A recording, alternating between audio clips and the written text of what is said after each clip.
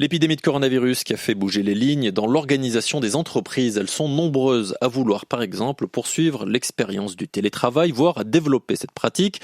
Mais dans un canton comme Genève, cette ambition se heurte à la question des frontières. Un règlement européen impose en effet des conditions très strictes, Sylvie Belzer, en matière de télétravail pour les salariés frontaliers.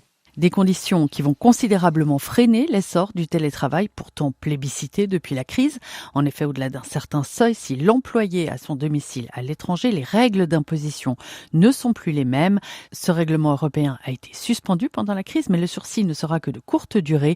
Olivia Guyot-Inger, directrice du service juridique à la Fédération des entreprises romandes. Pour l'instant, les entreprises et les employés sont soumis à un régime d'exception, mais dès que ce régime sera terminé, on retournera aux règles applicables en la matière et à partir de là, la personne qui travaillera 25% ou plus de la totalité de ses heures à son domicile dans un pays qui n'est pas la Suisse, cette personne sera assujettie au régime et au taux de la sécurité sociale de son pays de domicile. Un écueil très clair pour les entreprises à Genève, un canton qui compte quelques 87 000 travailleurs frontaliers.